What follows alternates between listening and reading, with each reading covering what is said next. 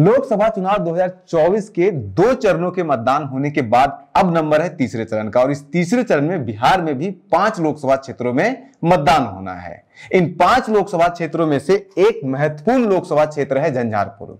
झंझारपुर लोकसभा क्षेत्र महत्वपूर्ण इसलिए है क्योंकि यहां पे मुकाबला त्रिकोणीय होता दिख रहा है, खास करके तब जब गुलाब यादव जो 2019 के चुनाव में आरजेडी के कैंडिडेट थे, वो अब इस बार मैदान में आ गए हैं बीएसपी के टिकट पे, बहुजन समाजवादी पार्टी के टिकट पे। तो मुकाबला त्रिकोणीय होता दिख रहा है। इसलिए आज हम गुलाब यादव के राजनीतिक जीवन के 10 ऐसे महत्वपूर्ण तथ्यों को समझने का प्रयास करेंगे जो हमें जानना जरूरी है अगर आप झंझारपुर लोकसभा क्षेत्र से कोई भी वोट देते हैं या फिर आप बिहार में के राजनीति में थोड़ा सा भी इंटरेस्ट रखते हैं। तो पहले नंबर पे यह है कि गुलाब यादव 2015 में झंझारपुर विधानसभा क्षेत्र से बिहार विधानसभा चुनाव 2015 में आरजेडी के टिकट से चुनाव लड़कर के विधायक बन चुके हैं। ये उनका एकमात्र विधायकी का चुनाव था जो वो लड़े और जीते। उसके बाद फिर वो 2019 में आरजेडी ने उन्हें गुलाब यादव को झंझारपुर लोकसभा क्षेत्र से उम्मीदवार बनाया, लेकिन वो उस चुनाव में 2019 के लोकसभा चुनाव में बहुत बुरी तरह से हारे। लगभग 3,22,951 वोटों से ये हुकुमदेव नारायण यादव जो बहुत बड़े नेता हैं, 6 बार एमपी रह चुके हैं, उनके बेटे अशोक कुमार यादव से चुनाव हार गए। इस बार 2024 में गुलाब यादव लोकसभा चुनाव लड़ना चाहते थे।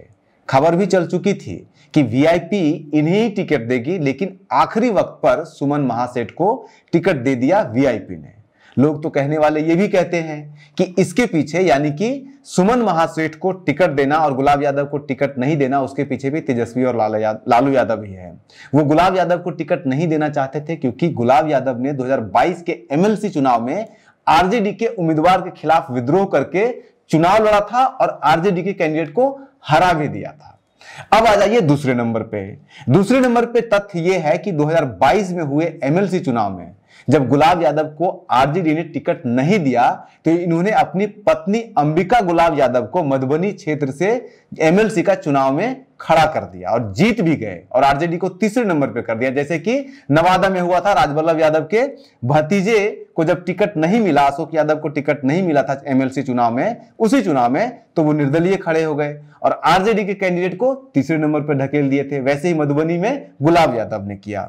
इस चुनाव में अंबिका गुलाब यादव ने उसी सुमन महासेठ को हराया था जो अब वीआईपी के टिकट पर महागठबंधन की तरफ से, इंडिया अलायंस की तरफ से चुनाव लड़ रहे हैं 2024 का लोकसभा चुनाव।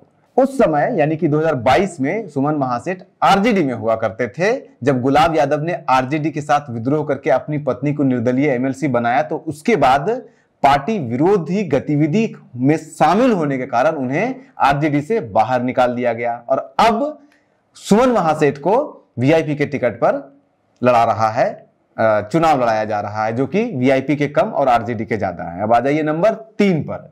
लालू यादव और तेजस्वी यादव की सरकार थी 2022 में और 2022 में यूं ही नहीं छोड़ सकते थे इन्हें।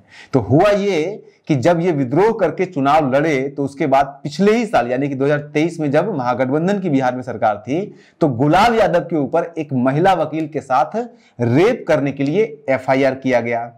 हालांकि मामला जो था वो 6 साल पुराना था, लेकिन केस खोला गया 2023 में। वैसे इनके ऊपर महादलित मुसहर जाति के 2 नाबालिग लड़की के साथ बलात्कार करने का भी आरोप लगा हुआ है और ये घटना जो है महादलित वाला, ये 2006 की घटना है, जिसके बाद महादलित जाति के लोगों ने पटना में जाके विरोध प्रदर्शन किया था और उसके बाद फिर गुलाब यादव को गिरफ्तार भी 2006 में उस समय किया गया था। उनके ऊपर कुल अभी के डेट में 3 एफआईआर दर्ज है, जिसमें लगभग 15 अलग अलग धाराओं में उनके ऊपर नाम दर्ज किया गया है, उनके ऊपर केस चल रहा है। अब आ जाइए नंबर 4 पर। पिछले साल सितंबर में ही यानी कि 2 सितंबर 2023 में ही इन्होंने मधुबनी और झंझारपुर से चुनाव लड़ने का घोषणा कर दिया था, लोकसभा चुनाव लड़ने का।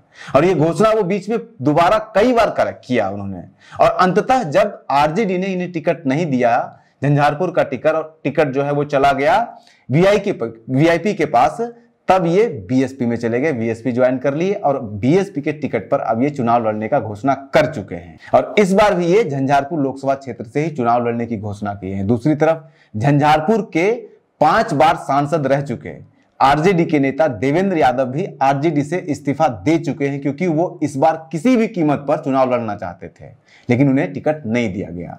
नंबर 5, 2019 का लोकसभा चुनाव जब गुलाब यादव लड़ रहे थे तब उनकी कुल संपत्ति 9,68,21,512 रुपए थी, लेकिन 5 साल के भीतर 2024 में जब वो चुनाव लड़ रहे हैं तो उनकी कुल संपत्ति लगभग 2 गुनी हो गई है बढ़कर के। इस बार के जो हलफनामे में जो उन्होंने संपत्ति का ब्यौरा दिया है उसमें जो संपत्ति उनकी टोटल है वो है 16,25,04,239 रुपए। हालांकि 15 से 19 के बीच में जब ये विधायक थे, 19 के बाद ये कुछ भी नहीं रहे हैं, लेकिन उसके बावजूद दुगना संपत्ति बढ़ा है। लेकिन 15 से 19 के बीच में जब ये विधायक थे तब इनकी संपत्ति इतनी नहीं बढ़ी थी, क्योंकि 2015 में इनकी कुल संपत्ति थी 7,85,76,603 रुपए और 2015 में 9 करोड़ के 19 में 9 करोड़ हुई है। यानी कि 2015 से 2019 के बीच में 4 सालों में गुलाब यादव की कुल संपत्ति मात्र 2 करोड़ रुपए का बढ़ोतरी हुआ है, यानी कि 25% के आसपास, 25% भी नहीं हुआ है। इनके घर में इनके परिवार के सभी सदस्य कमाऊ हैं, खुद भी कमाते हैं, पत्नी भी कमाती हैं, बेटियां भी दोनों कमाती है, दोनों बेटे भी कमाते हैं। 5, 6 के 6 सब लोग इनकम कर रहे हैं और सबका इनकम 5 लाख, 10 लाख, 15 लाख, 20 लाख, 21 लाख तक है। 6 के 6 वार्षिक आय अगर सभी लोगों का जोड़ देंगे तो 1 साल में इनके परिवार का वार्षिक आय लगभग 1 करोड़ रुपए का है। अब आ जाइए नंबर 6 पर। इनके पास 2 बंदूक भी है जिसकी कीमत लगभग 2 लाख रुपए है। एक बंदूक की कीमत 65,000 रुपए और दूसरे की कीमत 1,25,000 रुपए है। नंबर 7, गुलाब यादव का क्षेत्र में इस बंदूक का खौफ हो या ना हो यह हमें नहीं पता, लेकिन इनका खौफ ऐसा है कि ये 2 बार ब्लॉक प्रमुख का चुनाव निर्विरोध जीत चुके हैं। 2006 में गुलाब यादव झंझारपुर अनुमंडल में लखनौर प्रखंड के पंचायत समिति प्रखंड अध्यक्ष का चुनाव निर्विरोध जीते थे। नंबर 8, गुलाब यादव की बेटी बिंदु गुलाब यादव भी मधुबनी जिला परिषद अध्यक्ष 2022 में निर्वाचित हो चुकी है और वो भी महागठबंधन के उम्मीदवार के रूप में जीती है। वो मात्र 29 साल की उम्र में जिला परिषद अध्यक्ष का चुनाव जीतने वाली ये संभवतः पूरे बिहार की पहली बिहारी नेता है। ये पूरी यूनिवर्सिटी से MBA कर रही थी और सब कुछ छोड़ छाड़ करके राजनीति में कूद पड़ी है।